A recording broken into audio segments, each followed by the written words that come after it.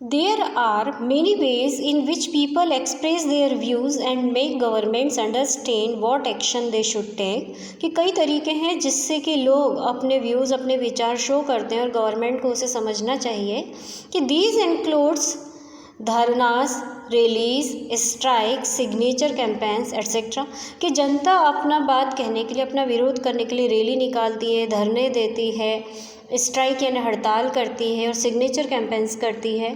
Things that the unfair and unjust are also brought forward.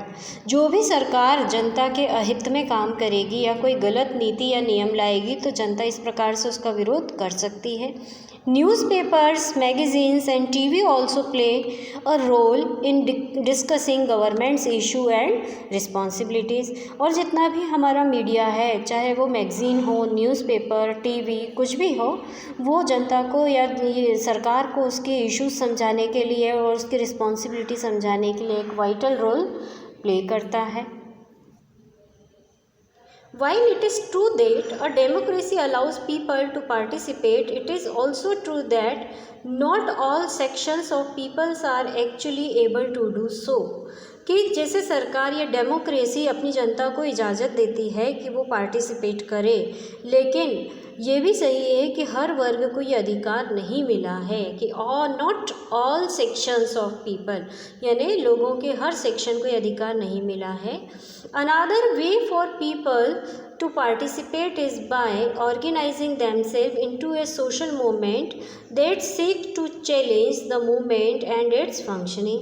कि इसमें यह कहा कि another way of people to participate is by organizing themselves into a social movement. कि अगर जनता सरकार का विरोध करना चाहती है, जनता को सरकार को चैलेंज करना चाहती है तो उसको अपना एक मूवमेंट बनाना पड़ेगा, आंदोलन करना पड़ेगा. ये एक और तरीका है.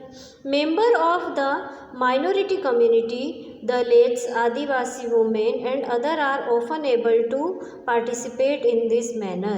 और जो कम्युनिटीज़ माइनर हैं, छोटे समाज हैं या जिनको निम्न जाति का पहले माना जाता था, उन सबको भी इसमें पार्टिसिपेट करने का अधिकार है.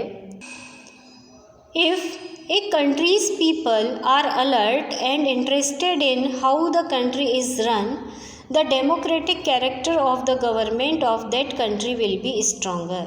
कि जिस कंट्री के लोग अलर्ट होते हैं, अपने हितों के लिए अवेयर होते हैं, वहाँ की सरकार भी जनता के लिए अच्छे काम करती है, पावरफुल होती है. So the next time we see a rally wending through the streets of our cities and towns or village, we should pause to find out what the rally is about. आपने भी जैसे कई बार देखा होगा कि सड़कों पे रैलियाँ निकल रही हैं, बैनर झंडे वगैरह लेकर लोग एक साथ निकलते हैं, नारे लगाते हैं, तो हमें देखना चाहिए कि वो रैली क्यों हो रही है. Who is participating in it, उसमें कौन भाग ले रहा है, वो रैली कौन निकाल रहा है. And what they are protesting about, और वो क्यों प्रोटेस्ट कर रहे हैं, किस बात के विरोध में वो रैली निकाल रहे हैं. This will help to give a sense of how our government works. अगर किसी सरकार के शासन में बहुत ज़्यादा रैलियाँ निकलती हैं, बहुत ज़्यादा आंदोलन होते हैं, हर जगह की जनता उसका विरोध करती रहती है, मीन्स उस सरकार की नीतियाँ, उस सरकार की पॉलिसीज़ जनता के अगेंस्ट हैं, जनता उनको मानने के लिए तैयार नहीं है, इसलिए रैलियाँ निकल रही हैं. अब नीड टू रिजॉल्व कॉन्फ्लिक्ट्स, अगर कुछ कॉन्फ्लिक्ट्स हैं, डिस्प्यूट यानी झगड़े हैं, तो ज़रूरत क्या है उन्हें सॉल्व करने की. In Maya's story, you read about how conflicts can often lead to violence and death because one group decides that it is all right to use force to prevent the other group from the protesting. कि माया की story में आपने देखा, in Maya's story you read about how conflicts can often lead to violence, कि झगड़ा कैसे violence में बदल गया, और and death because one group decide that it all right to use force prevent the other groups from protesting. कि जैसे Hector Patterson का ग्रुप विरोध कर रहा था कि हम वाइटिस्ट की लैंग्वेज नहीं सीखेंगे तो उनको मार दिया गया. अब conflicts occur when people of different cultures, regions, economic background do not get along with each other. कि अलग अलग देश में बहुत सारे धर्म, जाति, संप्रदाय के लोग रहते हैं, सब इकोनॉमिक बैकग्राउंड, अमीर गरीब सब अलग अलग हैं।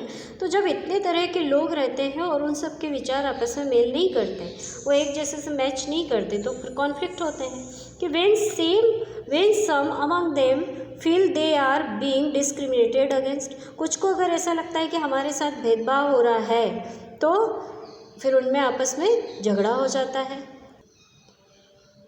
This lead to fear and tension among other living in an area, इसमें आपस में टेंशन हो जाता है।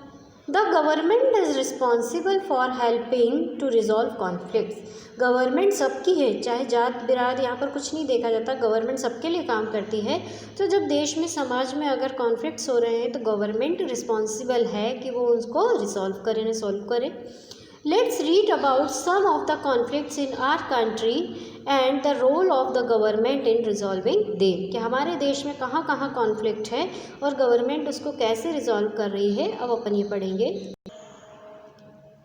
The Indian Constitution lays down the basic rules और laws that have to be followed by everyone, यानी हमारे कॉन्स्टिट्यूशन ने कई नियम कायदे बनाए हैं जिसको हर एक को मानना पड़ेगा। These laws are for both the government and the people, वो जो कानून बने हैं वो सरकार के लिए भी है और जनता के लिए भी, सबको मानना पड़ेगा। Conflicts and differences have to be resolved according to these laws, और जो भी कॉन्फ्लिक्ट हैं, झगड़े हैं, उनका सॉल्यूशन इन्हीं नियमों और कानूनों के हिसाब से किया जाएगा, इन्हें सरकार भी कोई भेदभाव नहीं करेगी। We will read more about this in later classes, इसके बारे में हम बाद की क्लासेस में और पढ़ेंगे।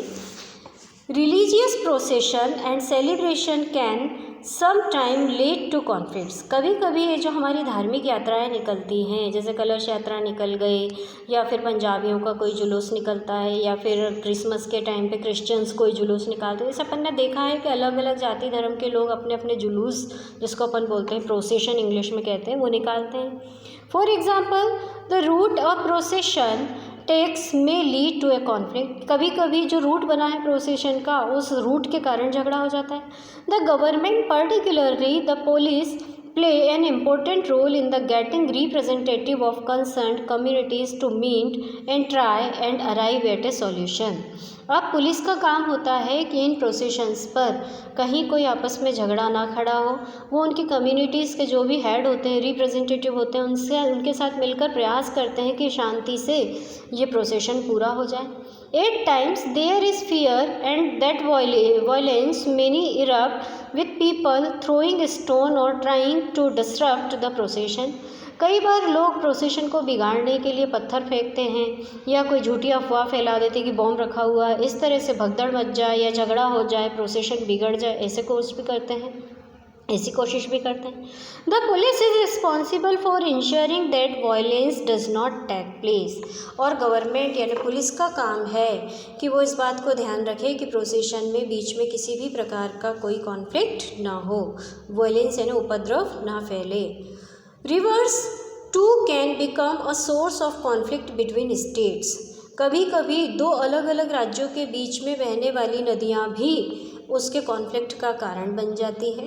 A river may begin in one state, flow through another and and in third, कि एक नदी जो एक स्टेट से बहना शुरू हुई दूसरी स्टेट में बहते हुए किसी तीसरी ही स्टेट में जाकर वो एंड होती है।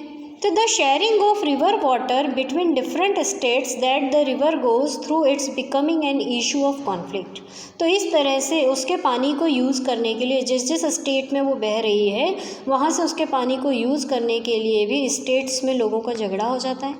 For example you have heard about the Kaveri water dispute between the Karnataka and Tamil Nadu, Kaveri नदी के पानी को लेकर कर्नाटका और तमिलनाडु का झगड़ा आपने सुना होगा।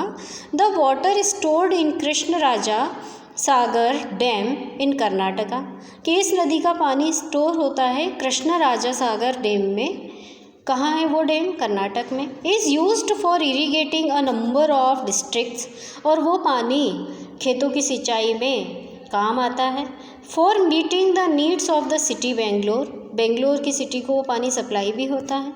The water stored in Mettur dam in Tamil Nadu, और उसी नदी का पानी तमिलनाडु के मेटर डैम में भी स्टोर होता है।